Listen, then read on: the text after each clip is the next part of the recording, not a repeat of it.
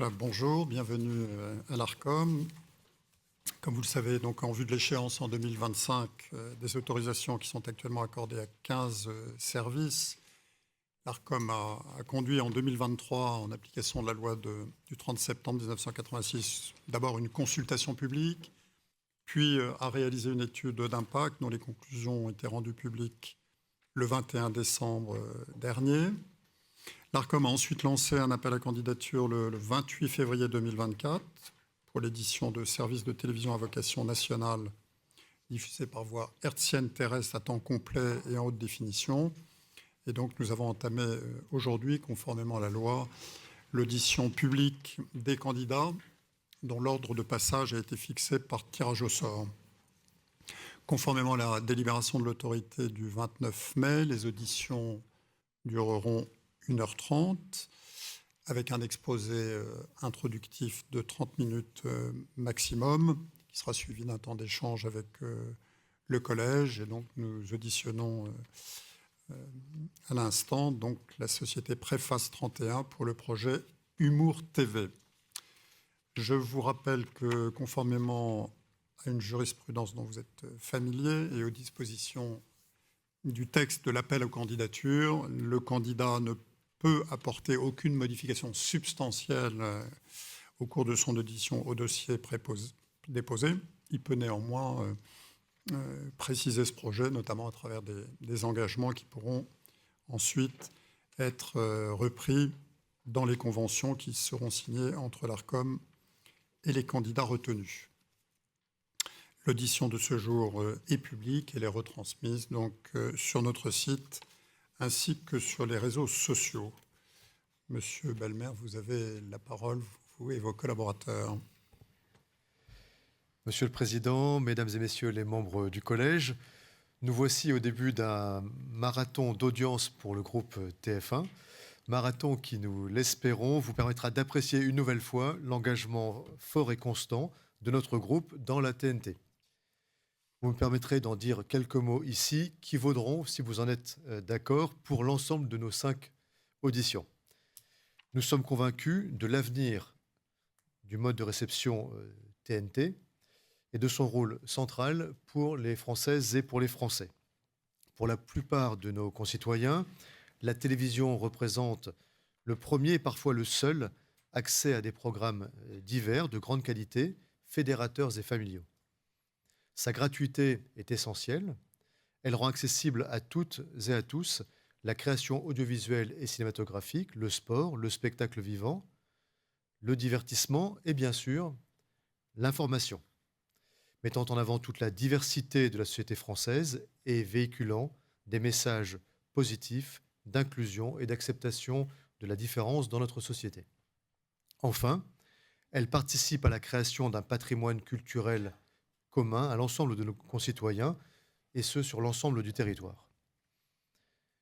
Concurrencée aujourd'hui par l'émergence de nouveaux acteurs captant une part croissante de la ressource publicitaire, il est nécessaire que la TNT s'appuie sur des groupes stables, solides, capables d'investir considérablement dans des programmes inédits qui garantiront l'attrait de la TNT dans les 10 prochaines années. Renforcer une offre de télévision gratuite, de qualité, c'est soutenir le rôle essentiel des médias dans le financement de la création audiovisuelle et cinématographique, mais aussi du spectacle vivant et des divertissements qui nous accompagnent au quotidien. Renforcer une offre de télévision gratuite de qualité, c'est aussi, et bien sûr, garantir une information fiable et vérifiée pour tous les Français et pour toutes les Françaises. Renforcer une offre de télévision gratuite de qualité, c'est continuer à donner accès à nos concitoyens aux plus grandes compétitions sportives qui fédèrent la société française dans son ensemble. C'est pourquoi nous souhaitons renforcer le positionnement du groupe TF1 qui compte déjà à ce jour 5 chaînes sur la TNT, 5 chaînes gratuites dont 3 sont candidates aujourd'hui à cet appel à candidature. En effet, nous sommes aujourd'hui les seuls à vous proposer 2 nouveaux projets de chaînes supplémentaires et ce choix témoigne de notre conviction toujours renouvelée que la TNT restera centrale dans la vie de millions de nos concitoyens.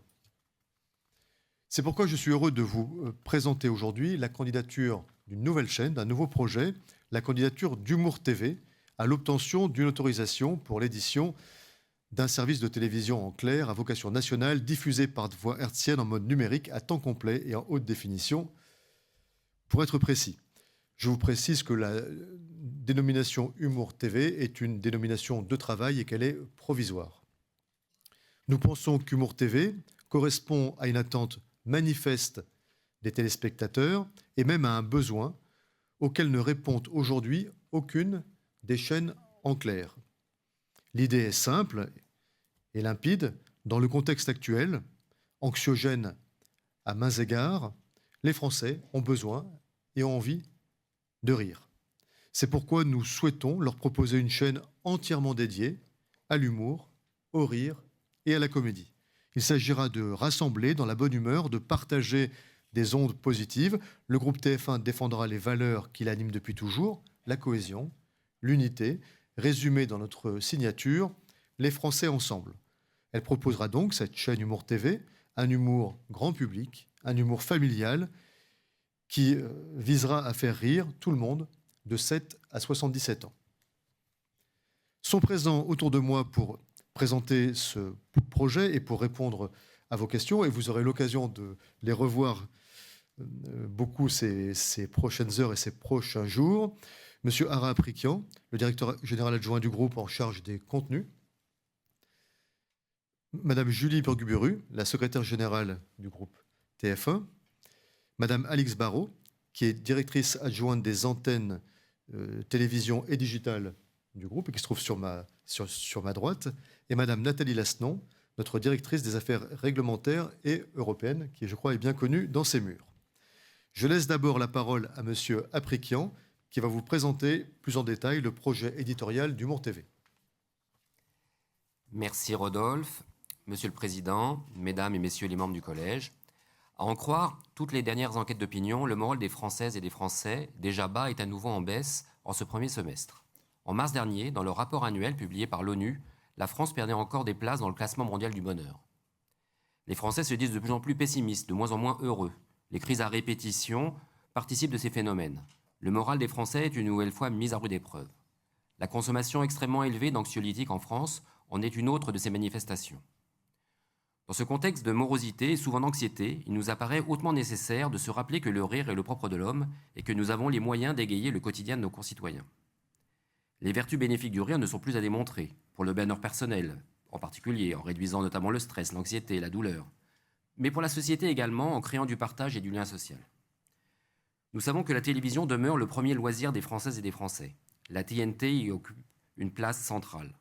Or, jusqu'à présent, l'humour et le rire ont principalement été l'apanage des offres payantes sur les autres réseaux que la TNT, avec des chaînes dédiées à cette thématique. Bien que présents sur les chaînes de la TNT en clair avec des émissions comme le Burger Quiz d'Alain Chabat sur TMC ou les Very Bad Blagues du Palma Show sur TFX, le rire et l'humour n'ont pas encore trouvé leur place à leur mesure sur la TNT gratuite. Au même titre que la musique, qui peut compter déjà 2 chaînes dédiées, l'information, 4 chaînes, la découverte et la connaissance, le sport ou encore la jeunesse, la thématique du rire et de l'humour mérite une chaîne gratuite de la TNT qui lui serait entièrement dédiée. La vocation du groupe TF1 à travers ses différents services audiovisuels a toujours été d'accompagner les Françaises et les Français dans leur vie quotidienne, que ce soit pour les rassembler, les divertir ou les informer. Aujourd'hui, l'ambition du groupe TF1 va plus loin. Il veut redonner le sourire aux Françaises et aux Français en leur offrant des moments de détente avec la création d'une chaîne nationale en clair de la TNT divertissante, accessible à tous gratuitement et spécifiquement axée sur cette thématique. Humour TV a ainsi vocation à s'adresser à tous les publics. La chaîne se veut familiale et fédératrice. Consacrée à l'humour et à la comédie, elle comprendra tous les genres de programmes qui s'y rattachent. Des captations ou recréations de spectacles vivants, pièces de théâtre, one-man show, divertissement, jeux, fiction, fiction courte, comédie de situation, cinéma, magazines et documentaires. La chaîne ne diffusera en revanche ni journal télévisé, ni émissions d'information, ni événements sportifs. Très populaire, le théâtre a peu à peu disparu de la programmation des chaînes de télévision en clair. Humour TV lui redonnera la place qu'il mérite. En effet, un genre de programme sera particulièrement mis à l'honneur dans la grille d'Humour TV, les captations et recréations de spectacles vivants. La chaîne a en effet l'ambition de proposer de nombreuses pièces de théâtre. Il pourra s'agir de pièces de théâtre classiques du répertoire, Feydeau, Labiche, Molière, Marivaux. Cette saison, on a pu noter les grands succès d'Un chapeau de paille d'Italie avec Vincent de Dienne ou Les fourberies de Scapin avec Benjamin Laverne à la Comédie Française. La chaîne pourra aussi proposer des pièces de théâtre devenues cultes. Hibernatus, Oscar, Joyeuse Pâques, Le dîner de con, Le Père Noël est une ordure, Nuit d'ivresse. Enfin, les créations plus récentes seront mises également à l'honneur, qu'il s'agisse de spectacles primés ou de succès populaires, les comédies d'Isabelle Mergo, comme Le Bracelet avec Jean-Luc Reichmann, celle d'Alil Vardar, ou de Patrick Hautecoeur, Berlin, Berlin, mais aussi des pièces cultes du répertoire contemporain, comme Dernier coup de ciseau, à l'affiche des théâtres des Mathurins depuis 12 ans, mais qui pourraient être ainsi accessibles à un public encore plus large. Les seuls en scène renforceront l'offre de spectacles vivants. La scène française est riche de talents humoristiques, talents actuels ou légendes de l'humour. Ces captations rassembleront toutes les générations de public autour d'un moment de rire partagé. De Raymond DeVos à Muriel Robin, en passant par Coluche, Florence Foresti, Laurent Gérard, Anne Roumanoff ou Gad Elmaleh, le panorama est varié et l'offre très diverse. La nouvelle génération du rire aura évidemment sa place sur Humour TV, avec par exemple les spectacles de Kev Adams, Maxime Gasteuil, Nora Mzaoui, Ahmed Silla, Vincent de Dienne, Élodie Pou ou Laura Felpin par exemple. Mais la chaîne aura également pour objectif de faire découvrir au public de nouveaux talents. La diffusion de spectacles vivants en TNT sur Humour TV garantira l'accès à tous les Français qui n'ont pas forcément la possibilité d'assister à ces représentations pour des raisons géographiques, économiques ou tout simplement par manque de temps. Vous l'aurez compris, Humour TV souhaite mettre à l'honneur le spectacle vivant et pour cela, la chaîne est prête à prendre des engagements importants. Ainsi, la chaîne s'engage d'abord à diffuser un volume minimal annuel de 500 heures de captation ou recréation de spectacles vivants, dont un minimum de 200 heures aux heures de grande écoute. Elle s'engage également à diffuser annuellement au moins 24 pièces de théâtre différentes. Elle s'engage enfin à diffuser annuellement au moins 12 spectacles différents mettant en avant des jeunes talents de l'humour. En tant que chaîne dédiée au rire, Humour TV diffusera naturellement un volume important de fiction et de comédie, avec pour ambition de rassembler la famille et les générations. Il pourra s'agir de comédies familiales françaises emblématiques, telles qu'Une famille formidable, Fais pas ci, fais pas ça, ou plus récemment, Le Nounou avec Boudère dans le rôle-titre. Mais aussi des séries américaines comme Une nounou d'enfer ou La fête à la maison. La chaîne présentera également les séries devenues des références pour toute une génération. Soda qui a révélé Kev Adams, H avec Jamel Debbouze et Eric et Ramsey, Bref avec Kian Kojandi. Et côté série américaine, l'incontournable Friends par exemple. Mais l'enjeu principal pour Humour TV sera de pouvoir proposer de nouvelles fictions inédites sur la TNT gratuite. Il pourra s'agir de contenus totalement financés par le groupe TF1, comme des sketch shows ou des fictions humoristiques à l'instar des Very Bad Blagues ou du Palma Show, de réinterprétation de sketchs des Inconnus de Muriel Robin ou de nouvelles caméras cachées de François Lambrouille, alias François Damiens. Il pourra s'agir d'acquisition de contenus inédits européens à l'instar des Mr Bean britanniques. Mais nous développerons également des systèmes de cofinancement vertueux avec les grandes plateformes digitales. En effet, leur offre de comédie est particulièrement riche en comparaison de celle des chaînes historiques qui tendent à privilégier le genre de l'enquête policière, du polar ou du drame. Humour TV aura donc à cœur de faire découvrir gratuitement à son public des programmes tels que le film Sentinelle avec Jonathan Cohen ou la série familiale Week-end Family avec Éric Judor. Parmi les projets de comédie en développement dans le groupe et qui trouveraient naturellement leur place sur l'antenne d'Humour TV, on peut citer le retour très attendu de la série Bref, de et avec Kian Kojandi, et l'adaptation française de la série Ghost, avec notamment Camille Chamou et Camille Combal. Cette série, en particulier, qui suit un couple qui s'installe à la campagne pour retaper une vieille maison bien particulière, puisqu'elle est hantée par une bande de sympathiques fantômes ravis d'avoir enfin de la visite. Les réseaux sociaux, enfin, sont un vivier de découvertes et de talents nouveaux de l'humour. Nous porterons donc une attention toute particulière à l'émergence de ces nouveaux créateurs, cultes pour un public jeune. Une autre génération de téléspectateurs, celle moins habituée aux réseaux sociaux, pourrait donc découvrir l'univers de McFly et Carlito, du Monde à l'envers ou des Capone, par exemple, sur Humour TV. La comédie est un autre genre majeur du cinéma. C'est un genre particulièrement populaire, fédérateur et transgénérationnel. Le cinéma sera sans conteste un des piliers de l'offre éditoriale d'Humour TV. La chaîne fera vivre les grands films du patrimoine toujours aussi populaires. L'enjeu sera de construire un socle de références communes qui puisse être partagé entre enfants, adolescents, parents et grands-parents et de continuer à perpétuer cet héritage culturel. Nous serons donc fiers de proposer les films du Splendide, de Bourvil, de Louis de Funès, des Inconnus, des Nuls, de Francis Weber, des Robin des Bois, d'Éric et Ramsey, qui continuent de faire rire toutes les générations. Côté Outre-Manche, nous proposerons de voir ou de revoir les films cultes de la comédie américaine avec des cycles classiques autour de Billy Wilder, de Chaplin, mais sans oublier naturellement les références plus contemporaines, de Jim Carrey à Whoopi Goldberg. Les sagas Retour vers le futur, SOS Fantôme, Men in Black trouveront leur place dans la grille, mais nous souhaitons tout particulièrement mettre en avant également les grands films d'animation multigénérationnels comme Shrek, Hôtel Transylvanie ou L'Âge de glace. Des cycles dédiés à la comédie européenne, britannique ou italienne, par exemple, sont en cours d'élaboration. La place du cinéma sera donc centrale dans l'offre d'Humour TV. La chaîne souhaite donc s'engager à proposer annuellement, en première et deuxième partie de soirée, un minimum de 50 diffusions d'œuvres cinématographiques. Et pour confirmer également la place centrale des œuvres audiovisuelles et cinématographiques sur l'antenne, Humour TV s'engage à diffuser un volume minimal annuel de 3500 heures d'œuvres audiovisuelles et cinématographiques. Un mot à présent sur les divertissements et les jeux. Ces genres auront une place importante dans l'offre. Il pourra s'agir de divertissements ou de jeux animés par des animateurs humoristes reconnus comme Arthur, Laurent Ruquier, Nicolas Canteloup ou Camille Combal, avec des programmes tels que Vendredi tout est permis, Les enfants de la télé, Camille et Images, le Cannes Comedy Show. Mais nous réfléchissons surtout à proposer sur Humour TV des créations originales inédites avec l'objectif de faire émerger de nouveaux talents, à la manière de ce qu'ont pu faire à leur époque des émissions comme On ne demande qu'à en rire de Laurent Ruquier ou le Jamel Comedy Club. Nous souhaitons que les émissions d'Humour TV soient un tremplin pour les nouveaux talents de l'humour. Une émission comme Comédie Class, actuellement proposée sur la plateforme Prime Video et dans laquelle Eric et Ramzy partent sur les routes de France à la recherche des prochaines stars de l'humour, aurait naturellement trouvé sa place dans la grille d'Humour TV. Enfin, Humour TV proposera une offre significative de magazines et documentaires. Je pense notamment aux documentaires qui retracent les parcours des grands humoristes et qui racontent la relation particulière qu'ils entretiennent avec le public et la société à un moment donné de leur histoire. Ces documentaires sont autant d'occasions de revoir un florilège de leur travail tout en dévoilant une partie du mystère de la création humoristique. La chaîne lancera une collection de documentaires inédits à cette occasion. Humour TV est une chaîne éditée par le groupe TF1. Elle sera, à l'instar des autres chaînes du groupe, être responsable, œuvrer en faveur de la cohésion sociale, lutter contre les discriminations, refléter la diversité de la société française dans toutes ses composantes, protéger l'enfance et la jeunesse, donner une juste représentation des femmes et des hommes dans ses programmes, s'interdire les préjugés, agir pour une meilleure protection de l'environnement et de la santé de la population, rendre accessibles ces programmes aux personnes souffrant de handicap. Nous souhaitons que le rire soit l'occasion d'un partage en famille et d'une occasion de communion fraternelle. Enfin, Humour TV, en tant que chaîne éditée par le groupe TF1, a vocation à intégrer les partenariats noués par le groupe TF1 avec les filières de la création audiovisuelle et de la création cinématographique. Les accords respectifs signés avec les représentants de ces deux filières font des chaînes du groupe TF1 les premiers financeurs privés en clair de la création. Ce sont près de 245 millions d'euros que ces chaînes ont investis en 2023 au titre de leurs obligations de financement des œuvres cinématographiques et des œuvres audiovisuelles patrimoniales européennes et d'expression originale française. L'intégration d'Humour TV à ces accords est un atout indéniable pour maintenir le haut niveau d'engagement financier du groupe en soutien à la création et à la production indépendante, en particulier par l'adjonction de son chiffre d'affaires à l'assiette de contribution du groupe.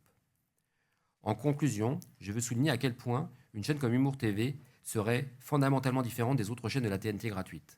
En tant que chaîne thématique dédiée à l'humour et à la comédie, elle aura une mission extrêmement claire, celle de faire rire tout le monde à toute heure, celle de rassembler les téléspectateurs autour d'un moment de partage et, si possible, de bonheur. Le groupe TF1 est sans doute le meilleur acteur pour donner vie à ce projet ambitieux. Son expertise et son sérieux en matière d'édition de chaînes de télévision gratuites, ses liens privilégiés avec les producteurs et les talents, mais aussi la richesse de son catalogue de programmes sont autant de garanties de succès, tant populaire que commercial, pour le projet que nous vous présentons aujourd'hui. Je souhaite rappeler enfin les engagements qu'Humour TV présente dans le cadre de sa candidature. La programmation d'Humour TV sera consacrée à l'humour, au rire et à la comédie. La programmation d'Humour TV comportera des captations ou des recréations de spectacles vivants, des fictions, du cinéma, des divertissements, des jeux, des magazines et documentaires. La chaîne ne diffusera ni journal télévisé, ni émissions d'information, ni événements sportifs.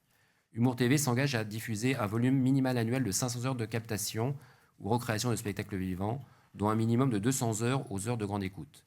Humour TV s'engage à diffuser annuellement au moins 24 pièces de théâtre différentes.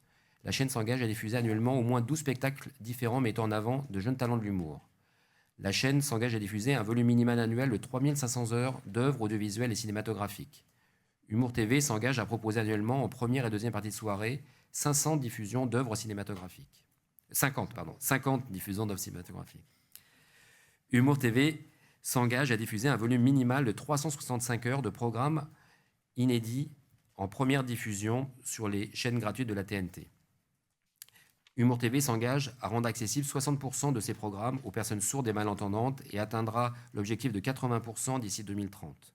Humour TV s'engage à proposer chaque année au moins 25 programmes en audiodescription et veillera à ce que ces programmes soient diffusés, en particulier aux heures de grande écoute. Ces engagements sont importants et attestent de la différence que souhaite apporter Humour TV. Ils seront naturellement respectés. Il s'agit pour nous d'une thématique d'utilité publique portée par un éditeur responsable et ambitieux. Avant de laisser Rodolphe conclure, permettez-nous de vous montrer en quelques minutes un film illustrant ce que serait Humour TV.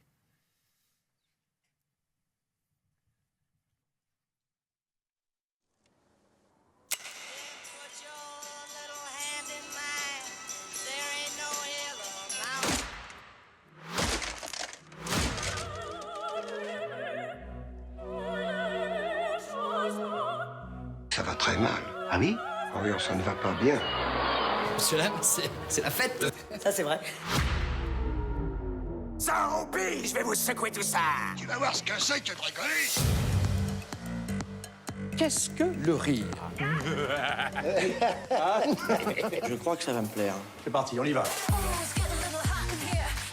Sur la bienvenue à bord. Faut qu'on se dépêche pour passer à la télé. C'est possible de juste faire un tout petit peu moins de... Putain, c'est pas vrai. Pourquoi les gens s'intéressent à l'art? On m'a demandé de faire un discours. Je vous signale tout de suite, mesdames et messieurs, que je vais parler pour ne rien dire. Bonsoir, vous autres. Je suis tellement contente. Vous voulez des détails? En voilà.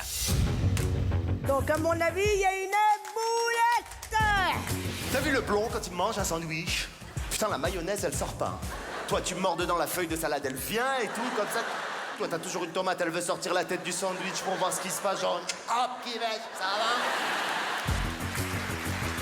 Bonsoir. Allez-y, jugez-moi, jugez-moi. La police, c'est trop ingrat comme métier. Parce que les gens ne nous aiment pas. C'est con, hein, parce que nous, on est là pour les protéger, on est là pour les défendre. Tant pis.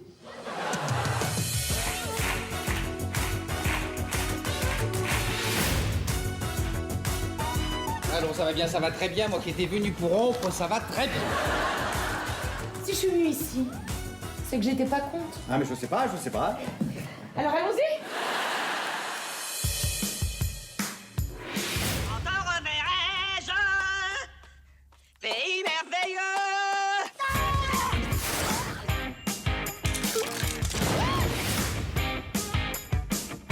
Je vais faire une grande fête. Super dinde contre Veryman.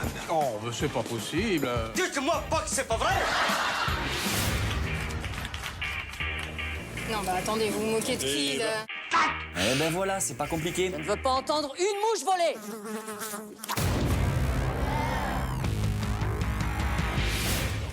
Oh là là là là. Cela ne nous regarde pas. C'est énorme. Ça va être super. Oui. Quelle belle collection. Ce n'est que le commencement. On va s'éclater.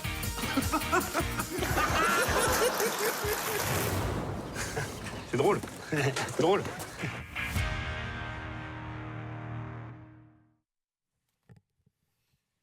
Alors, Monsieur le Président, Mesdames et Messieurs les membres du Collège, quelques mots pour conclure cette présentation du projet d'Humour TV. Humour TV, c'est une chaîne, vous l'avez vu dans notre dossier de présentation, qui est viable économiquement.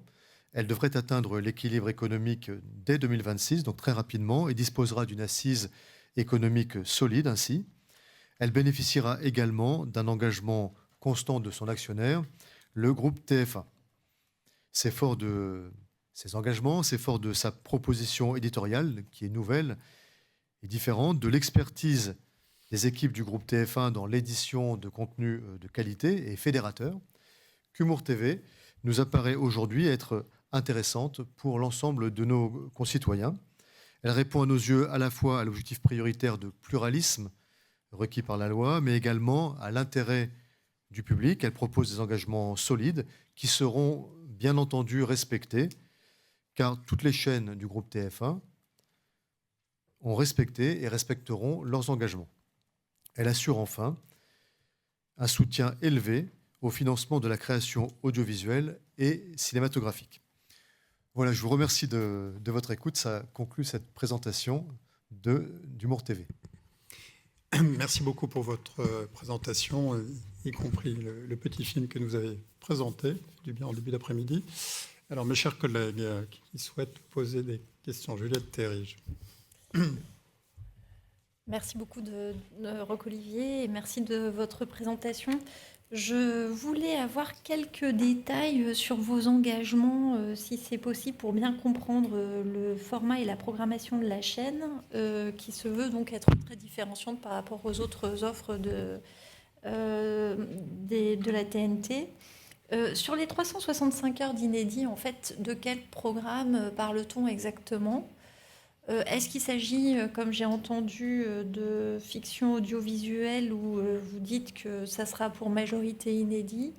Ça, c'est la première question. Et la seconde, sur les 3500 heures œuvres ciné et audiovisuelles, est-ce qu'il s'agit, là encore, est-ce qu'il y a une part d'inédit dans les 3500 ? Et une part EOF européenne des œuvres dont on parle. Donc les questions, j'allais dire, classiques en matière d'engagement. Merci. Merci. Je vais peut-être répondre, assisté d'Alix Barrault. Oui, nous avons pris un volume minimal d'engagement de 365 heures de programme en première diffusion sur les chaînes gratuites de la TNT. La nature de ces programmes sera variée. Il s'agira de captation de spectacles, de documentaires, d'émissions qui peuvent être des fictions courtes, des fictions longues, inédites sur la TNT. Comme vous l'avez vu, la forme et le genre de programmation est assez large et la thématique de l'humour permet justement d'avoir une offre très large en termes de type de contenu. Et donc, cet engagement de 365 heures dès l'année 1 est un engagement qui nous paraît très significatif compte tenu, je dirais, du fait que la chaîne démarrera dès 2025. Et sur les autres questions, il y aura naturellement dans notre volume je dirais, de programmes audiovisuels ou cinématographiques, il pourra y avoir des œuvres en première diffusion, puisque le fait, par exemple, d'être intégré à nos obligations d'investissement de cinéma pourra faire en sorte qu'on choisisse de faire préfinancer un certain nombre de comédies spécifiquement pour la chaîne. C'est vrai pour le cinéma, c'est vrai pour l'audiovisuel, et ça sera vrai pour les différentes catégories de programmes. Je ne sais pas si, Alix, tu veux rajouter quelque chose ? Oui, donc comme le dit Ara, effectivement, l'idée sur ces 365 heures d'inédit, c'est de traiter différents genres de programmes. On aura une attention particulière à tout ce qui est spectacle vivant, captation, récréation, spectacle vivant, puisque c'est aussi un des grands axes de la chaîne, et qu'on veut faire tout particulièrement attention aux jeunes talents, puisqu'on souhaite proposer 12 spectacles différents mettant en avant des jeunes talents, donc potentiellement aussi des talents dont on pourrait proposer les premiers spectacles sur notre chaîne, et donc potentiellement en inédit. Voilà, on fera aussi quelques fictions inédites et des documentaires consacrés à des humoristes ou des films d'humour, des films de comédie. Mais en tout cas, oui, les genres de programmes proposés en inédit seront variés. Mais pour prolonger la question, est-ce que vous pourriez prendre un engagement, parce que bon, dans le propos que vous avez tenu dans le film aussi, et pour cause, par définition, pour présenter ce projet, vous avez fait référence à beaucoup de programmes connus, de spectacles connus, de films connus, de séries connues. Donc on voit bien la part de rediffusion potentielle que la chaîne peut offrir. Le sens de la question de Madame Théry, c'est est-ce que vous pouvez prendre une forme d'engagement sur la proportion d'inédits, quand vous dites 24 pièces de théâtre par an, 12 spectacles jeunes talents, on vient de les évoquer. Oui, naturellement. Je pense l'idée d'avoir quelle part de programme frais, entre guillemets. En tous les cas, l'idée, c'est de pouvoir avoir le plus de programmes inédits possible et de participer à la création de nouveaux contenus humoristiques pour le présent et pour le futur. Donc, notamment sur les spectacles, sur la captation de spectacles de théâtre, les spectacles mettant en scène des jeunes talents de l'humour, on pourra prendre un sous-quota, je dirais, de quotas d'inédits, et on pourra réfléchir à une évolution éventuelle des 365 heures dans une montée en charge au long de l'autorisation des 10 ans. Juliette Terry. Merci. Alors, Hervé Gaucho, puis ensuite Antoine Boilem. Merci, Monsieur le Président. Alors, est-ce que, pour qu'on essaie de se faire un peu une idée quand même à l'arrivée sur ce que ça va représenter quand même en programme frais, pour reprendre le terme du Président, est-ce que vous pouvez nous dire quelle est la part des films, par exemple, ou des spectacles sur lesquels TF1 a déjà les droits aujourd'hui ? Je pose la question par rapport à la circulation évidemment des œuvres. Ça, c'est ma première question. Ma deuxième question, qui n'a pas grand-chose à voir avec la première, elle concerne le plan d'affaires. Et là, elle concerne la recette publicitaire, où vous affichez dans votre dossier de candidature une montée en pression, si j'ose dire, très forte de la recette publicitaire sur les premières années, puisqu'elle s'est multipliée par 2 en l'espace des 2 premières années, je crois, ou des 3 premières années. Comment est-ce que, à la lueur de l'étude sur la publicité que nous avons publiée avec le ministère de la Culture en début d'année, et qui ne va pas dans cette direction-là, comment est-ce que vous comptez arriver à une telle progression ? Merci. Oui, quelles sont un peu les hypothèses sur lesquelles vous avez bâti le plan d'affaires en termes d'audience et d'assiette ? Alors, peut-être je peux commencer par répondre par la fin, par la deuxième question que vous avez posée, monsieur Gaucho. Donc, concernant le plan d'affaires et l'économie générale du Mont TV. Effectivement, le groupe TF1 fait les mêmes constatations, les mêmes analyses que votre autorité en ce qui concerne les perspectives du marché de la publicité à la télévision, qu'on entrevoit, qu'on perçoit comme étant stagnant à court terme et pour entrer en très légère érosion à moyen terme. Et je crois que sur ce sujet-là, les analyses convergent. Dans ce cadre, effectivement, on a un plan d'affaires qui montre que Humour TV pourrait développer un chiffre d'affaires qui n'est pas gigantesque, mais dont la montée en charge va assez vite. Et bon, à dessein, je ne cite pas le chiffre, comme vous le savez, il est protégé par le secret des affaires. Bon, enfin, tout le monde voit à quoi je fais référence dans cette salle. Premier élément, nous travaillons selon l'hypothèse selon laquelle le nombre de chaînes gratuites autorisées sur la TNT ne bougerait pas. Donc Humour TV ne vient pas rajouter une chaîne supplémentaire dans le paysage audiovisuel d'aujourd'hui et donc viendrait participer dans la même ampleur qu'aujourd'hui à la ponction publicitaire sur le marché. Alors, on se situe à même nombre de chaînes et on part de l'hypothèse, évidemment, qu'il ne nous appartient pas de commenter ni de pousser, mais dans lequel on serait choisi à la place de quelqu'un d'autre, qui déjà aurait un chiffre d'affaires. Bon. Ça, c'est le premier élément. Le deuxième élément, on a montré dans le passé la capacité de la régie du groupe TF1 à monter très vite en puissance sur les chaînes qui lui sont confiées à la commercialisation. Pourquoi ? Parce que la régie du groupe TF1 vend ses chaînes TNT en paquet aux annonceurs. Et donc, en fait, on intègre les nouvelles chaînes au sein d'offres packagées, excusez-moi de l'anglicisme, qui sont proposées à nos clients. Et c'est ça qui permet de monter très vite en puissance au fur et à mesure que l'audience de la chaîne monte et que sa production de GRP, pour parler un peu boutique, se développe. Donc voilà les principales hypothèses et qui nous semblent franchement assez prudentes et assez raisonnables.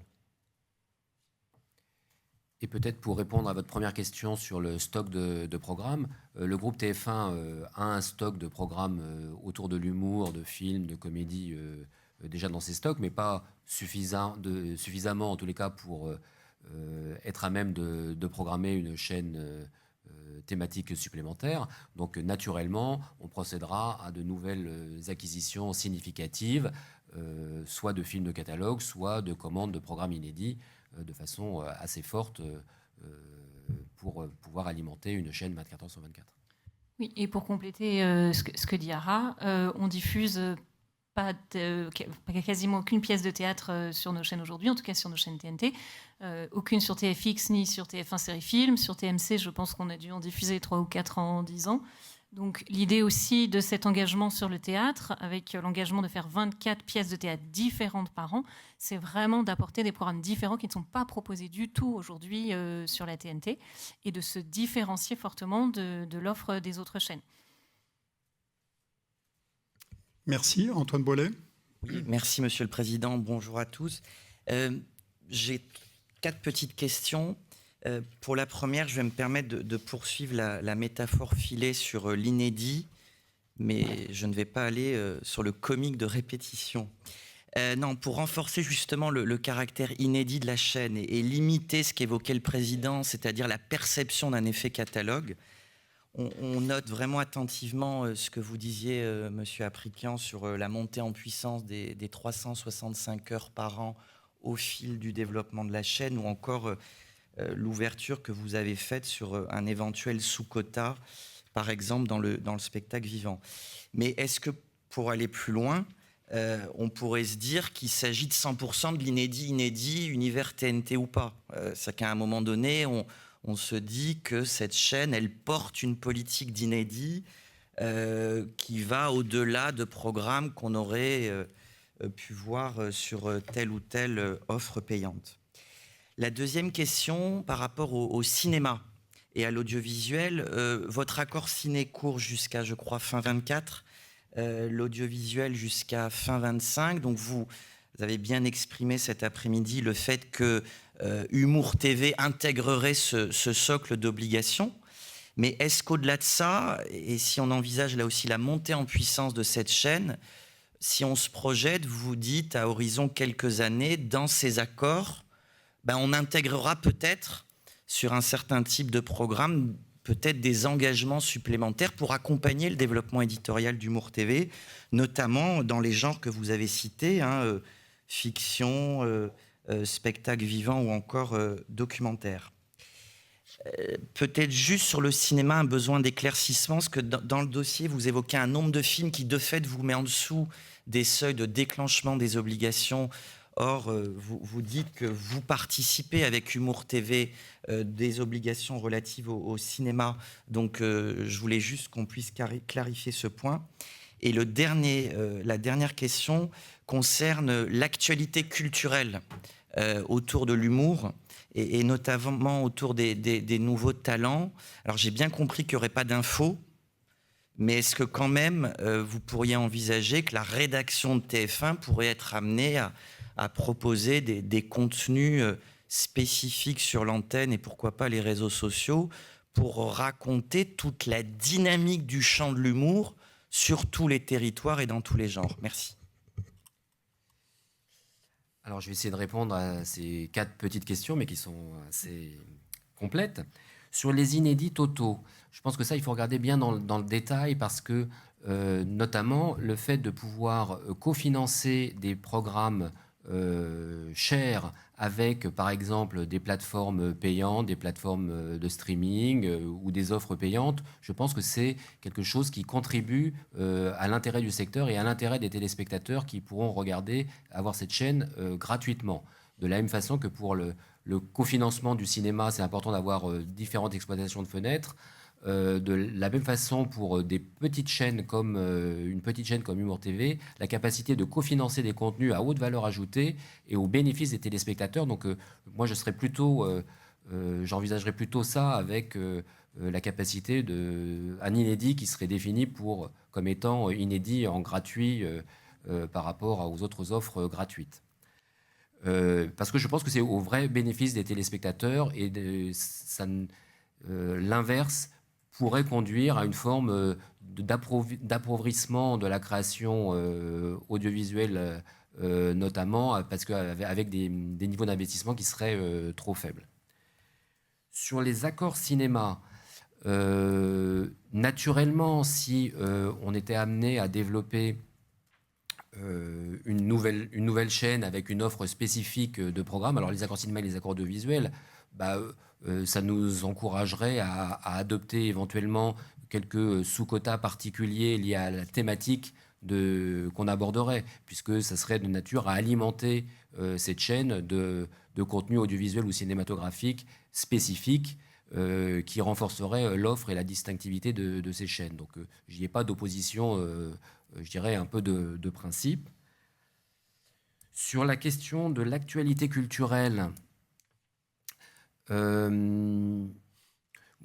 j'ai plutôt tendance à penser qu'aujourd'hui, on aurait intérêt à traiter l'actualité... Enfin, je ne sais pas si c'est dans le cadre de l'actualité culturelle qu'on traite, par exemple, sur TMC ou sur TFX. Je pense que là, ce sera plus quelque chose qu'on traitera à travers le documentaire, à travers éventuellement quelques magazines. Je ne suis pas certain qu'une offre d'information sur l'humour contribuera au fait de rendre cet humour plus présent sur les antennes, mais naturellement, on essaiera de faire en sorte que les nouveaux talents de l'humour puissent s'exprimer de façon, mais je dirais dans leur art, plus que par l'information. Et enfin, je crois qu'il y avait la question des 52 films. C'est ça, le fait qu'on était en dessous. Le seuil de déclenchement des obligations. Si je puis me permettre, en fait, oui, on a pris l'engagement de proposer 50 diffusions d'œuvres cinématographiques en première et deuxième partie de soirée, ce qui ne constitue pas l'intégralité des diffusions qui pourraient être faites sur Humour TV, puisque c'est un créneau horaire particulier. Et en fait, on a bien spécifié que Humour TV a vocation à être soumise à des obligations de production cinéma et qu'à ce titre, elle pourrait intégrer nos accords cinéma qui sont, j'allais dire, pas mieux disant que l'ensemble des autres chaînes, mais enfin, qui est quand même un très bon curseur en termes d'accords de financement de la création cinématographique. Merci. Antoine, ça va? C'est bon, merci. Oui, peut-être juste une suite avant de donner la parole à Laurence Péco-Rivoli. Il y a un genre que vous évoquez pas beaucoup, enfin, il est quand même présent dans le peu des films, c'est l'animation. Oui. J'ai dû mentionner qu'on voulait avoir une offre d'animation, de grandes animations familiales, comme les Shrek, les Mignons, l'Âge de glace, pour pouvoir justement rassembler la famille et toutes les générations autour d'œuvres très populaires et multigénérationnelles. Donc, à travers notamment le cinéma et le cinéma d'animation. Merci. Laurence Péco-Rivoli. Oui, ben justement, ma question rejoint celle du président. Dans la cible de cette nouvelle chaîne, vous mentionnez tout public, ce qui est quand même pas simple, et peut-être encore moins simple sur un programme d'humour, sur lequel, d'ailleurs, vous l'avez dit dans votre film, il y a des générations différentes. Donc, est-ce que vraiment c'est tout public ou est-ce que malgré tout vous avez une vision particulière d'un public qui serait plus intéressé? Et si c'est tout public, est-ce que vous pensez que vous allez faire des répartitions en créneaux pour essayer d'avoir à la fois à un moment donné la famille, puis à un moment les jeunes? Donc ça, c'est ma première question très générale pour essayer de mieux comprendre le projet vers qui il s'adresse. Ce qui m'amène à une seconde question un peu plus ponctuelle sur la diversité, puisque votre chaîne, manifestement, a quand même pour vocation d'attirer un public qui a l'habitude d'être assez présent devant son écran de télévision. Donc, c'est très important, évidemment, d'être particulièrement représentatif. Donc, deux sous-questions. Premièrement, vous prenez des engagements représentation des femmes, présentation dans les plateaux, mais compte tenu du spectacle vivant, est-ce que vous allez faire entrer particulièrement la question du spectacle vivant des one-woman show dans votre spectre de représentativité? Et seconde sous-question, en matière d'accessibilité, est-ce qu'il n'y a pas lieu, du fait même de ce grand public, à un effort tout particulier, peut-être un peu au-delà des 60%, par exemple, de sous-titrage qui est indiqué dans votre projet? Alors, peut-être sur la cible, et puis je laisserai mes collègues répondre aux deux autres questions. Effectivement, on cherche à atteindre un public familial large, parce que justement la thématique du rire est une des thématiques qui permet de réunir la famille derrière le grand écran ou le petit écran pour partager un moment de bonheur ensemble. Et c'est pour ça qu'on essaie de mélanger à la fois des contenus qui seront très récents et des contenus qui seront plus patrimoniaux.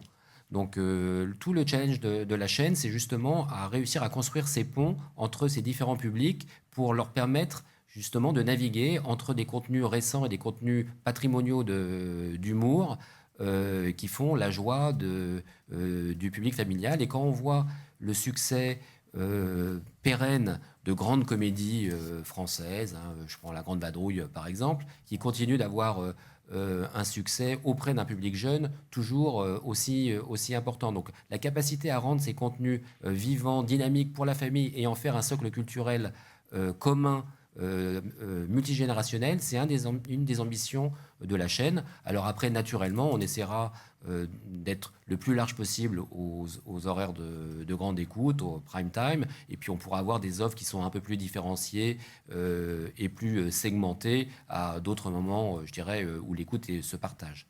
Voilà. Peut-être Alix sur les engagements en termes de mixité. Pour compléter ce que tu disais à l'instant, oui, effectivement, on vise un public large avec cet enjeu de créer des références culturelles communes entre les différentes générations. Après, en fonction du calendrier, on privilégiera évidemment des films familiaux sur des veilles de jour où les enfants n'ont pas école ou pendant les vacances scolaires, en tout cas aux jours et heures où les enfants sont disponibles. Et puis des choses qui visent un public peut-être plus adulte, à des moments où les enfants le sont moins. Ça, évidemment, on y prêtera une grande attention. Sur l'autre question, qui est celle de la représentation des femmes dans l'humour, oui, c'est un grand sujet. Effectivement, les femmes, historiquement, n'ont pas une place très grande et c'est quelque chose qui tend à changer aujourd'hui et c'est tant mieux. Donc nous, notre vocation sur la chaîne, comme on le disait à l'instant, c'est vraiment de partager aussi l'histoire commune de l'humour. Donc on sera très content de rediffuser des humoristes plus anciens. Et on veut s'attacher aussi à faire découvrir la nouvelle scène de l'humour. Et c'est pour ça qu'on prend cet engagement sur les jeunes talents, pour aussi être le reflet de la société d'aujourd'hui et proposer une représentation égale entre les talents masculins et les talents féminins. D'autant plus que les femmes aujourd'hui sont particulièrement dynamiques dans l'humour. Donc on sera ravis de leur laisser une grande place sur la chaîne. Juliette Théry. Merci beaucoup. Je repensais à vos accords reconductibles ciné-audiovisuels 2024-2025 respectivement. Comment combinez-vous ça en cas de dénonciation avec les engagements conventionnels, parce que ça sera retranscrit dans la convention, bien évidemment, comme on a fait pour TF1, et comment pensez-vous combiner la durée des engagements contractuels avec celle de la convention ? Je vous remercie. Alors, je ne suis pas sûr de bien saisir la question d'un point de vue technique. En fait, donc, Nathalie. vos accords... Tout d'abord, effectivement, on est régi par des accords qu'on a conclus et qui arrivent à échéance, mais qui sont reconductibles automatiquement. D'une part, je pense qu'on était précurseur en termes d'accords interprofessionnels il y a déjà plus de 15 ans, et donc on a toujours effectivement favorisé le dialogue pour la conclusion d'accords avec la filière audiovisuelle et la filière cinéma. On veut s'inscrire dans cette lignée, évidemment. On a toujours réussi à accompagner, effectivement, par la vie de nos conventions, la conclusion de nouveaux accords. On a signé récemment un nouvel avenant avec la filière audiovisuelle sur la question de l'animation. Voilà, donc effectivement, nous, on favorise historiquement la conclusion d'accords interprofessionnels qui ont vocation effectivement à trouver leur traduction dans les conventions. On espère pouvoir continuer dans cette voie, mais le passé nous montre qu'on a été tout à fait capable effectivement de trouver des accords gagnant-gagnant avec ces deux filières. Donc voilà. Denis Rapone. Oui, merci Monsieur le Président. En matière d'éducation aux médias, le dossier indique que vous prenez l'engagement, je cite, « mener des actions d'éducation aux médias, l'information, la citoyenneté numérique, sur les antennes, les prolongements numériques ou sur le terrain, à destination des différents publics. » Vous pouvez nous en dire plus sur le type d'action que ça recouvre? Oui, bonjour. Alors, en réalité, cet onglet-là, il s'inscrit dans le cadre de la politique générale du groupe, puisque cette chaîne en particulier n'a pas nécessairement vocation à s'inscrire dans des actions d'information et d'éducation au sens strict. Donc, en réalité, le groupe, il fait beaucoup de choses, à la fois beaucoup de choses très concrètes, c'est-à-dire aller à la rencontre notamment des jeunes, que ce soit au niveau primaire ou au niveau collège et lycée, dans différents formats. Il y a les rencontres de l'information qui ont maintenant lieu 2 fois par mois. Et donc on va à la rencontre, les journalistes de la rédaction vont à la rencontre de collégiens et de lycéens, pas seulement à Paris, je tiens à le préciser, et notamment avec une attention particulière dans les quartiers prioritaires. On a aussi des interventions dans les écoles, hors rencontre de l'information, avec des journalistes qui vont présenter les vérificateurs, les équipes de vérificateurs qui vont vraiment faire un focus sur la question des fake news et de la fabrique de l'information. Et puis, plus généralement, on a aussi beaucoup de formats, que ce soit à l'antenne, dans le JT de 20h, une fois par semaine, on a la rubrique Info Intox qui est présentée par Samira El Gadir. On a aussi les formats que sur différents... On essaie d'aller sur les canaux que vont visiter les jeunes, donc les différents réseaux sociaux, TikTok, YouTube, etc., avec notre nouveau format aussi Top Info, qui est un peu plus long, qui est de l'information, mais qui parfois a aussi vocation à faire du décryptage. On a des vérificateurs qui ont aussi ces modules sur les réseaux sociaux. Donc, on essaie d'avoir une action comme ça un peu multicanale sur nos antennes et sur TF1+. Et donc, concrètement, à la rencontre des étudiants, des lycéens, des collégiens. Benoît Loutrel. Merci beaucoup. Je vais vous citer M. Aprécian parce que vous m'avez mis à l'aise en disant que sur les inédits, il fallait regarder dans le détail. Donc je voudrais revenir un peu dans le détail parce que moi, je reste un peu bloqué sur ces 365 heures. Je n'arrive pas bien à mesurer la réalité de votre engagement parce que comme ça inclut la durée des rediffusions sur 30 jours, si vous achetez un programme qui a coûté très cher et que vous le rediffusez beaucoup, une fois tous les 3 jours, ça fait 10 rediffusions. Alors 365 heures, brutalement, ça vient 36 heures. Donc, est-ce que vous pourriez un peu plus préciser quel est votre engagement? Parce qu'on a envie de savoir un peu quel est vraiment le volume d'inédits, nouveaux, hors rediffusion quelque part. Là, la précision avec le rediffusion et les 30 jours, ça crée un flou un peu que je trouve dommageable.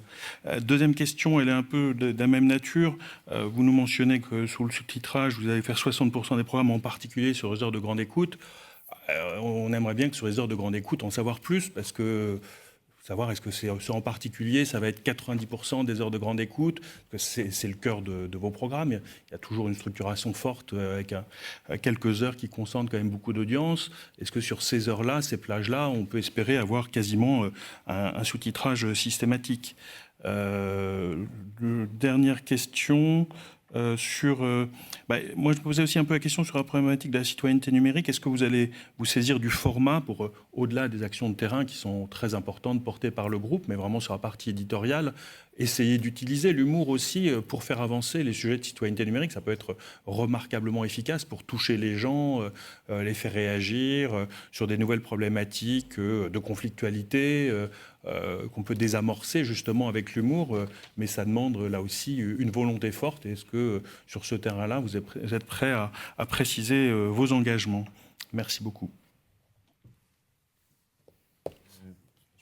Oui, pardon. Je peux donner quelques éléments de réponse à la première question, qui était votre question sur les 365 heures d'inédits, en incluant du coup les passages sous 30 jours.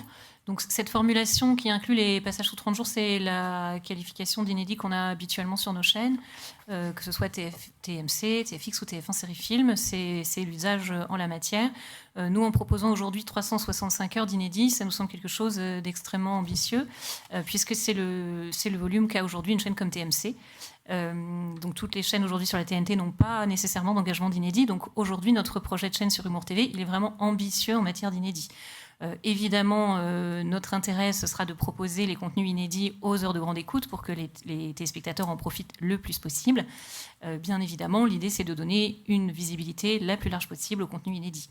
Après, sur répondre exactement combien d'heures inédits qui ne feraient pas l'objet de passage de main, c'est difficile de se projeter. Et sur les chaînes que vous avez mentionnées, c'est quoi le taux de rediffusion standard ? Elles sont diffusées une fois, deux fois? Ça dépend tout à fait du type de programme, puisque aujourd'hui, quand on achète par exemple un film, en règle générale, on ne peut le rediffuser qu'une seule fois. Les contrats d'achat sont calibrés comme ça. Sur un autre type de programme, ce sera peut-être 3 ou 4 fois. En réalité, sur nos chaînes TNT, c'est rarement plus. Donc voilà, je ne sais pas si ça peut répondre à votre question. Après, ça dépendra évidemment du type de programme qu'on achète en priorité. Les autres questions. Le sous-titrage. Le sous-titrage, peut-être, Nathalie. Oui, alors sur le sous-titrage, effectivement, comme l'a évoqué Ara, on aura, enfin, comme il a été évoqué, on aura forcément intérêt à ce que ce soit sur les programmes aux heures les plus favorables, effectivement, aux heures de grande écoute. Ce qui est également certain, c'est que on prend un engagement quand même assez fort à l'aune de ce qui a été par le passé pris, notamment par nos chaînes, monter jusqu'à 80% pour une chaîne qui au départ va démarrer, mais après va monter en puissance, et donc c'est un engagement assez important. Maintenant, vous garantir que l'ensemble des programmes diffusés aux heures de grande écoute seront tous sous-titrés, on fera nos meilleurs efforts parce que c'est quand même l'objectif. Maintenant, il peut s'avérer que, et c'est important aussi de le dire, que il est important aussi à un moment de ne pas adresser ces programmes uniquement aux heures où il y a le plus de public, parce que parfois ce sont les créneaux horaires où les enfants sont plus présents qu'en soirée, par exemple. Qui doivent faire l'objet d'une attention particulière, parce qu'il y a une partie de ce public aussi qui est effectivement touchée par ce handicap. Et en l'espèce, dans le groupe TF1, on a toujours été extrêmement vigilants pour que le sous-titrage soit bien adressé à la fois aux heures où la famille peut être réunie, mais aussi aux horaires où c'est le public jeunesse qui est le plus présent, parce qu'effectivement, il y a une part importante de ce public qui est confronté à ces handicaps. Donc voilà. Mais pour aller peut-être un petit peu plus loin, on est prêt à voir une montée en charge de cette prise en compte, puisque naturellement, la situation, la première année n'est pas la même que la situation au bout de quelques années d'exercice, comme ça a été le cas sur l'ensemble de nos chaînes TNT, où nous avons très fortement développé cette politique tout au long des années. Et peut-être pour répondre à votre question sur la citoyenneté numérique, c'est une question importante. La volonté de la chaîne, c'est une chaîne de fraternité et de communion. Et donc, c'est de faire passer par l'humour, par le rire, une capacité du vivre ensemble. Donc, la volonté, l'impulsion, elle sera extrêmement forte pour mettre en valeur cette capacité, je dirais, d'inclusion, de fraternité, de communion, à travers des situations d'humour. Et en tous les cas, on ne sera pas, nous, les auteurs, les humoristes, mais on impulsera, je pense, une volonté forte de mettre en avant tout ce qui permettra de créer des citoyens et un mode de société fraternel dans le monde d'aujourd'hui et de demain. Donc, en tous les cas, c'est au cœur du projet de la chaîne que de vouloir exprimer ce sentiment-là, je dirais, national. Je suis désolé, j'ai oublié, j'avais 2 petites questions supplémentaires. La première, qui est dans le prolongement, en fait, est-ce que vous allez faire des émissions d'humour sur l'actualité? Non, c'est pas prévu. Et la deuxième... c'est noté. La deuxième, l'humour est-il uniquement gaulois? Parce que là, est-ce que vous allez couvrir uniquement de l'humour français ou en français? Non. J'ai fait attention de prendre quelques exemples. Et que j'ai vu dans la bande-annonce aussi, mais réciproquement, vous avez prévu un seul canal son. Et donc, est-ce qu'on va devoir découvrir l'humour anglais en français? Si je puis me permettre... Sur le canal son. Non, on a prévu, on l'a spécifié dans notre dossier de candidature, que les versions originales seront disponibles pour le public avec un sous-titrage en français. Donc vraiment, ça fait partie des choses qu'on veut proposer au public. Il y aura des versions originales, mais elles seront sous-titrées en français. Il n'y aura pas les deux canaux son. Okay. Merci Antoine Bollet. On a évoqué tout à l'heure les magazines. Il pourrait faire mention, ce qu'on évoquait, de l'actualité des humoristes. Et on sait, on le voit avec TMC, l'importance des mags et du flux pour fidéliser une audience. Mais il n'y a pas de volume horaire. Donc c'est pour prolonger un peu notre série de questions, mais il n'y a pas de volume mag dans le dossier de candidature. Donc si peut-être vous pouviez apporter un éclaircissement sur ce point. La deuxième, c'est un peu une question de prospective pour, voilà, vous voulez lancer une nouvelle marque média dans l'univers de l'humour, dans un univers TNT et plus large qui est extrêmement concurrentiel. Et donc, au-delà des engagements conventionnels, est-ce que vous pourriez nous dire comment, à horizon 3 ou 5 ans, vous envisagez la déclinaison de cette marque sur le terrain, dans les salles de spectacle? Quelle stratégie de communication et de partenariat pour qu'on voit cette marque dans ces différents lieux sur le terrain, d'où l'enjeu d'ailleurs du magazine, puisqu'il faut bien des échanges de visibilité. Donc les deux questions sont liées.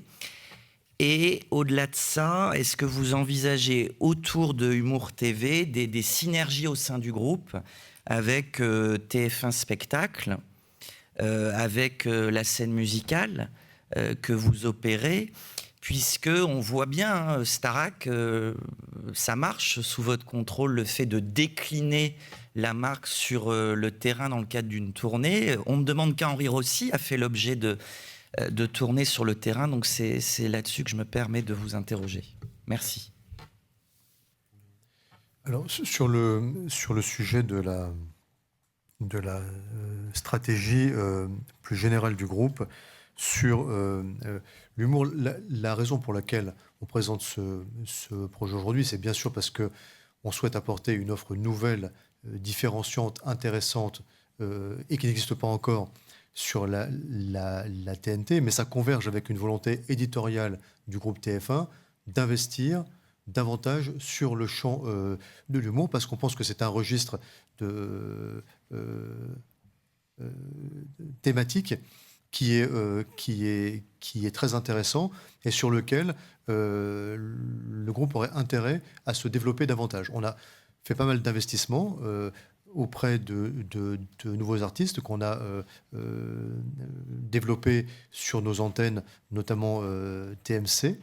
On a fait des investissements à travers la scène musicale, on a fait des investissements à travers TF1 Spectacle, ça vient d'être mentionné. Le groupe pense que c'est un champ éditorial intéressant pour un groupe industriel comme le nôtre que d'être présent de façon plus affirmée sur le registre de l'humour. Et pour ça, il nous faut évidemment une chaîne pour aller créer des revenus qui vont permettre au groupe d'entrer dans un cercle vertueux d'investissement comme il se doit dans notre secteur d'activité, qui seront amortis par des diffusions, des exploitations dans des salles, des diffusions quelquefois en payant, et puis des diffusions en gratuit qui permettent de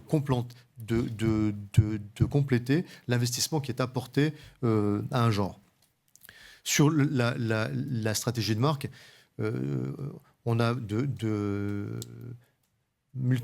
toute une panoplie d'outils qu'on mettra à disposition de cette nouvelle chaîne pour construire sa notoriété et lui permettre d'aller à la rencontre du public. On a en particulier les antennes du groupe. Nous sont permis les promotions croisées entre chaînes appartenant au même groupe. Et évidemment, on mettra au profit du lancement d'Humour TV toute la puissance des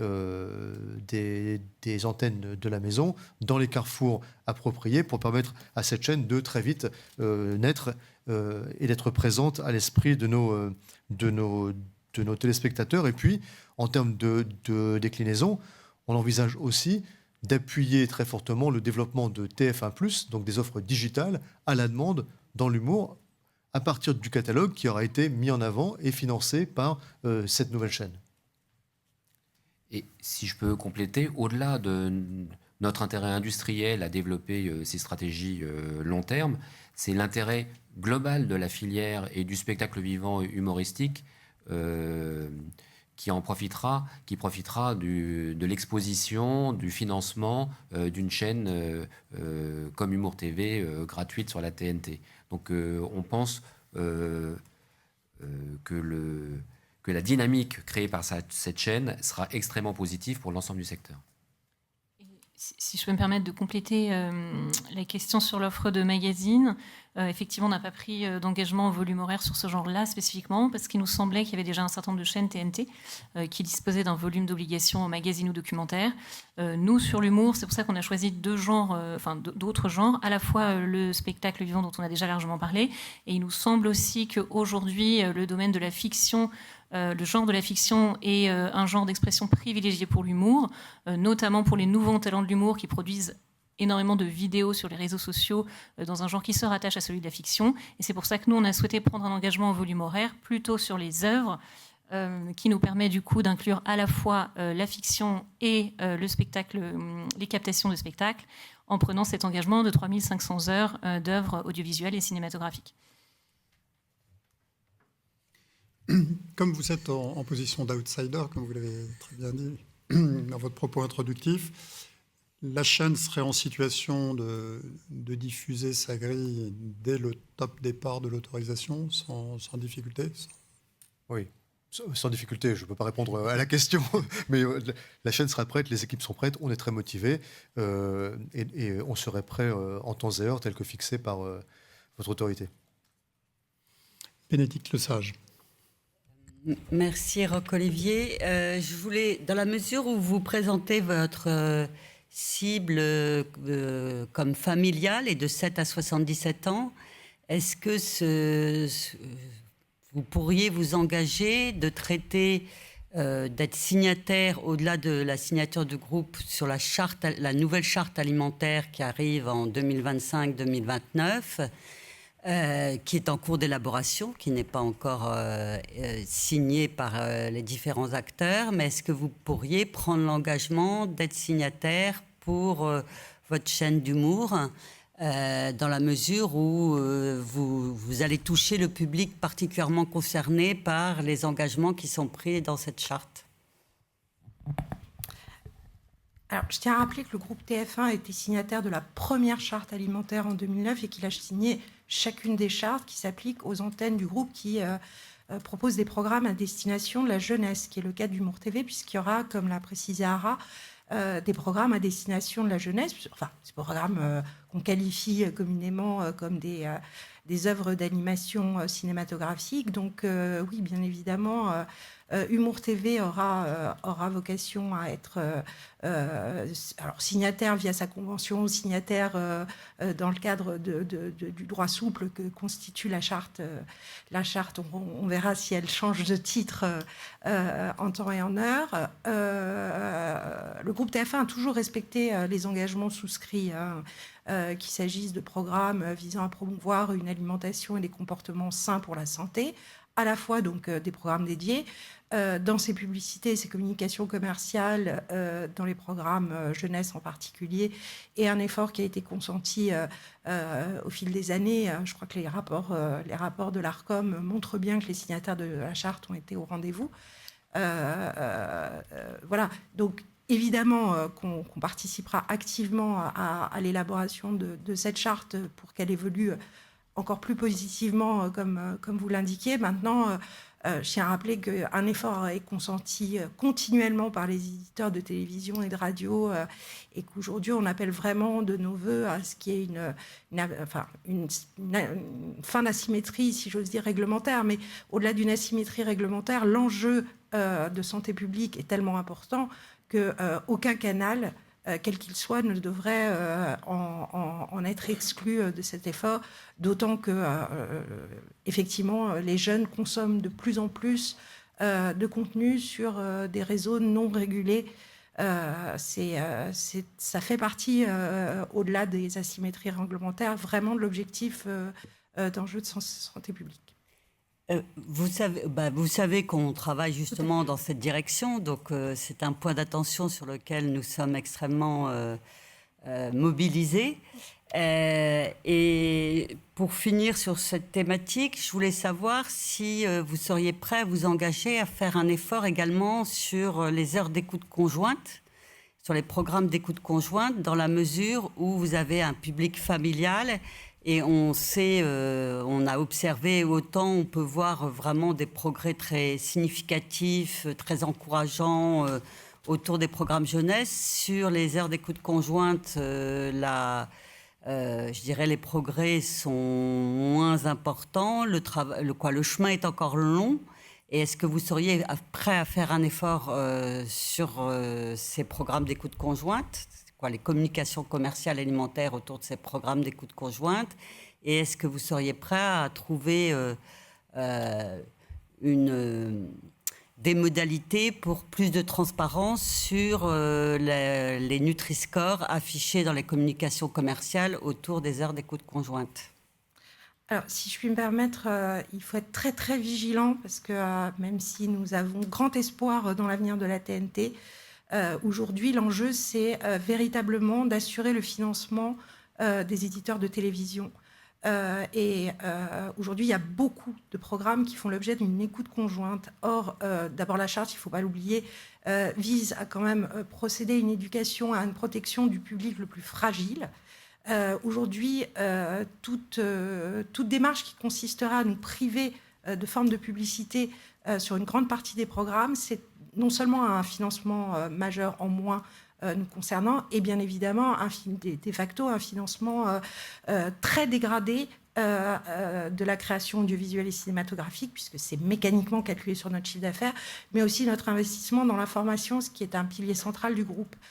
Donc on attire vraiment l'attention de l'ARCOM sur potentiellement la dangerosité de ce type de démarche. Après, en ce qui concerne la présence du Nutri-Score dans les communications commerciales, je veux dire qu'on n'est pas responsable aujourd'hui du contenu des communications commerciales qu'on diffuse. C'est l'objet du travail de nos annonceurs.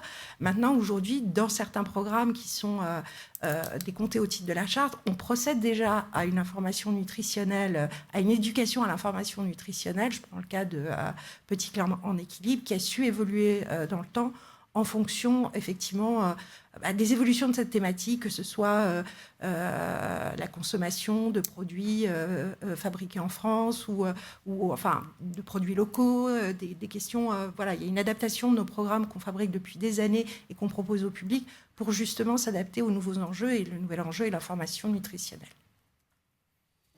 Laurence Péco-Rivolier.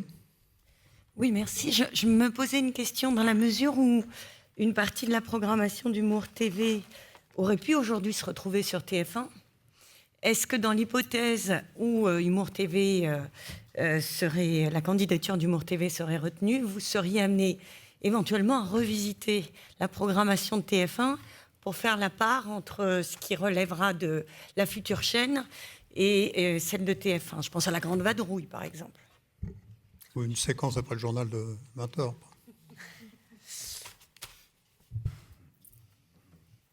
Non, on n'a pas... je ne pense pas que la ligne éditoriale de TF1 changera particulièrement avec l'arrivée d'Humour TV. D'abord, La Grande Vadrouille est encore diffusée par France Télévisions. Donc, c'était un exemple que je prenais au hasard. Hein. Mais non, je pense que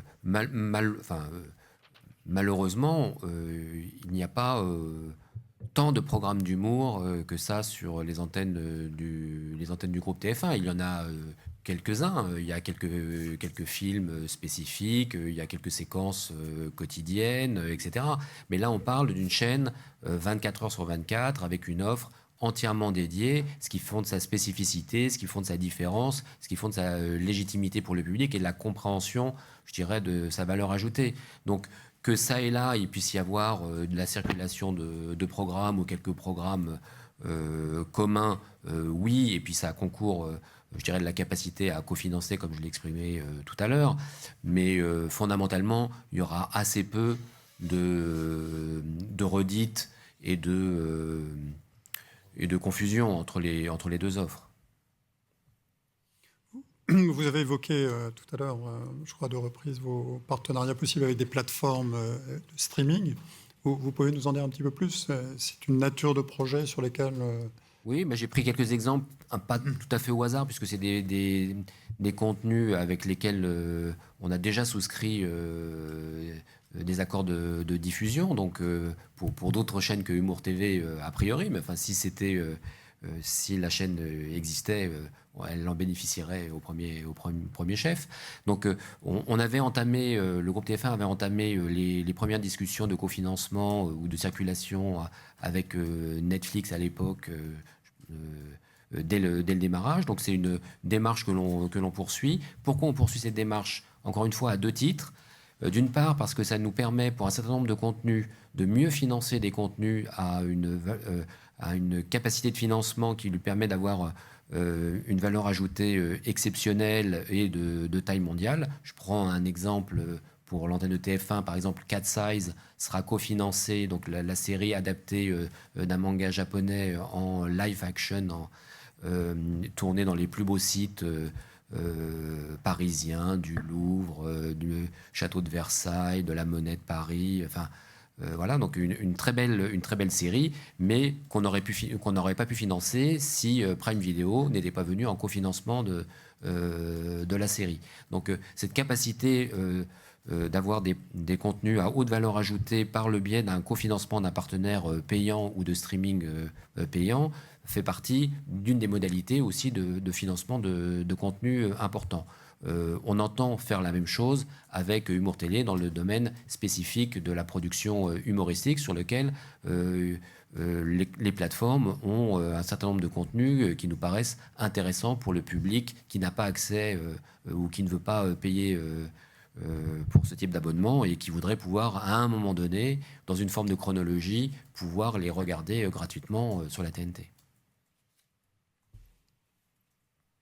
Vous voulez rajouter quelque chose? Non, mais c'est parfait.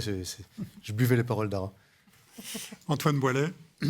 Vous citez dans le dossier un certain nombre de marques divertissement jeux bien ancrées et installées sur TF1. Je crois Une famille en or ou encore le nouveau rendez-vous Camille et Images. Quelle stratégie de programmation pour ces marques vous envisagez sur Humour TV?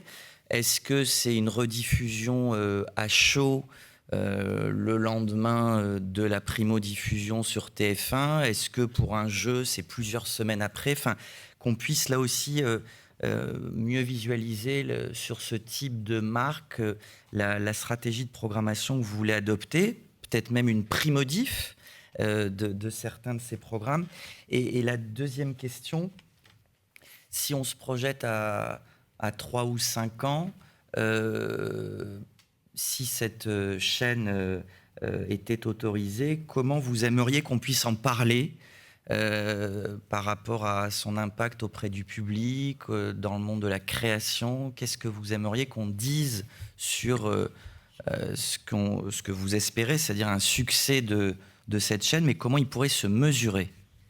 Sur les émissions dont vous parlez, on les a mis dans le projet à titre illustratif pour montrer le type de contenu que l'on pourrait faire sur la chaîne. Ce n'est pas forcément pour dire que ce sera des types de contenus qui seront rediffusés sur la chaîne, mais c'est toujours plus facile d'exprimer ce qu'on va faire à travers des exemples existants plutôt que... voilà. Donc non, je pense qu'on produira des émissions spécifiques pour la chaîne, certaines qui ont pu être à un moment donné diffusées sur nos antennes et qu'on aurait arrêtées ou qui auraient pris un tour différent, et d'autres qui seraient tout à fait nouvelles. Là, c'était plus pour exprimer le type de contenu qu'on est capable de faire et qu'on serait capable de faire sur Humour TV. Sur ce qu'on aimerait dire de la chaîne à l'avenir, on aimerait que ça soit un vecteur puissant de la création humoristique en France et de la comédie et de la capacité à redynamiser, dynamiser l'écriture de comédie en France, que ce soit au théâtre, dans la fiction ou au cinéma, ou à travers la captation de spectacles vivants. C'est ça notre ambition. Notre ambition, c'est vraiment d'être un vecteur qui permettra de redynamiser très fortement ce secteur, parce qu'on pense que c'est une filière d'excellence française. Voilà, et notre fierté, comme le dit Ara, mais je vais donner un parallèle qu'il n'a pas donné, ça serait de faire émerger une nouvelle scène d'humour français, une nouvelle génération d'artistes, un peu comme, c'est là que je voulais en venir, nos grandes émissions comme The Voice ou comme Star Academy ont contribué à revitaliser, régénérer la scène musicale française et à peupler la scène musicale française de nouveaux artistes, de nouveaux talents qui sont aujourd'hui les référents pour de nombreux Français, y compris pour la nouvelle génération. Et en fait, on voudrait faire la même chose pour l'humour, dont on pense que c'est un genre très français, pas que gaulois, très français dans toutes les acceptions de la nationalité, et qu'on pourrait faire émerger une nouvelle génération et créer du lien avec le public d'aujourd'hui, la France d'aujourd'hui. Juliette Théry. Merci beaucoup, Monsieur le Président. Dans votre dossier, et notamment sur le tableau qui permet d'avoir une idée de la quantité de programmes que vous comptez diffuser, donc on a différents genres, cinéma, fiction, documentaire, spectacle vivant, on en a beaucoup parlé. Je ne vois pas de magazine, mais il me semble quand même que vous l'avez mentionné dans votre audition. Et est-ce que vous pensez en diffuser, et à peu près pour quelle quantité? Merci. Ça rejoint, je crois, la question d'Antoine Boilet. C'est pas le cœur de notre promesse éditoriale, le magazine. On pourra faire quelques magazines, mais vraiment, on veut essayer de concentrer l'effort sur les œuvres cinématographiques, les œuvres audiovisuelles, la captation de spectacles vivants. C'est ça le cœur de promesse. Après, on pourrait faire quelques magazines spécifiques, mais objectivement, c'est pas le cœur de la promesse de l'offre d'Humour TV, qui a une vocation plus patrimoniale. Hervé Gaucho. Et si je peux me permettre de vous compléter, on a précisé qu'on pourrait compléter effectivement par des portraits d'artistes. Ce serait plutôt sous un genre documentaire magazine. C'est pour ça qu'il a fallu faire un choix dans le tableau. Oui. Merci. Hervé Gaucho. Merci, Monsieur le Président. J'ai une petite question, peut-être pas si anecdotique que ça, mais bon. Vous mentionnez que vous souhaitez utiliser la norme HbbTV. Grand sujet avec l'ARCOM depuis des années. Que ce soit donc pour mettre en œuvre des services interactifs associés au programme, évidemment, et de la publicité segmentée proposée aux annonceurs. Je vois d'ailleurs que dans le plan d'affaires, en ce qui concerne les recettes publicitaires segmentées, vous avez prévu 0 pour l'instant. Donc, en fait, pardon de poser la question comme ça, mais qu'est-ce que vous attendez aujourd'hui, en l'état actuel des connexions, de la fibre qu'est-ce que vous attendez de HbbTV? Aujourd'hui, la stratégie digitale du groupe et sa stratégie de télévision segmentée et de publicité ciblée, elle repose pour l'essentiel sur la consommation audiovisuelle qui se porte sur les box et sur les Smart TV. On a commencé par ça parce que c'est comme ça que le marché français s'est développé, et HbbTV balbutie un peu. Et bon, évidemment, Humour TV n'a pas la capacité d'aller lui-même développer l'usage d'une norme comme celle-là. Donc, nous demandons à bénéficier de cette norme dans l'hypothèse où elle se développe et qu'elle rencontre un usage auprès des Français. On émet l'hypothèse, et c'est ça qui est reflété dans le dossier de candidature, que la consommation à la demande se développant à travers les Smart TV et les box, l'usage de la télé segmentée se développant de la même façon sur les mêmes univers, ce genre d'usage deviendra une norme, s'universalisera, et par conséquent, il y aura de la demande pour HbbTV en dehors de ces univers box et OTT. J'avoue qu'à ce stade, c'est un peu spéculatif, on ne le sait pas vraiment, mais on se place dans cette perspective. Effectivement, on a fait un plan d'affaires, parce que je réponds à votre question peut-être un peu sous-jacente, qui est un peu prudent au regard de la publicité adressée, donc TVS. C'est un registre, c'est une source de chiffre d'affaires qui est en train de se développer en ce moment en France, qui est naissante. Ça pèse quelques dizaines de millions d'euros. Donc à l'échelle d'Humour TV, on parle en centaines de cas. Donc on a fait un plan d'affaires précis, mais qui n'est pas forcément à lire au chiffre après la virgule. Mais si ce marché se développe correctement, Humour TV aura une expression publicitaire segmentée lui aussi. Antoine Boillet. Je voudrais reprendre deux propos que vous avez tenus. Le premier, c'était effectivement de dire il y a quelques minutes que l'un de vos souhaits, c'est de faire émerger une nouvelle scène d'humoristes français. Et puis un petit peu plus tôt, je crois que vous avez évoqué l'idée, Monsieur Aprikian, d'envisager la création d'un talent show humour à la On ne demande qu'à en rire. Alors j'avais donc deux questions. Dans notre tableau de programmation, ça veut dire que là, on serait dans la catégorie, j'imagine, autre, dans divertissement, donc dans le bloc de 280 heures entre 18h et 23h. Mais au-delà de ce petit point technique, pour créer un rendez-vous de ce type, le challenge éditorial et marketing, il est colossal. C'est-à-dire que vous envisageriez de faire une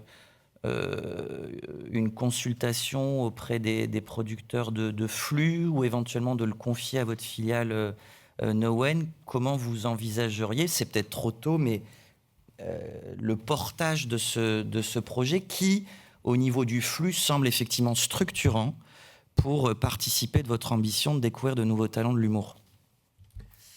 Oui, alors effectivement, le talent show, comme l'a dit Rodolphe, c'est une expression extrêmement puissante de la capacité d'un média de révéler des nouveaux talents. Et en l'occurrence, pour l'humour, on pense qu'il y a un terrain d'élection particulièrement fort. Et j'ai cité un certain nombre d'émissions qui ont participé de ce registre sur les différentes antennes de télévision.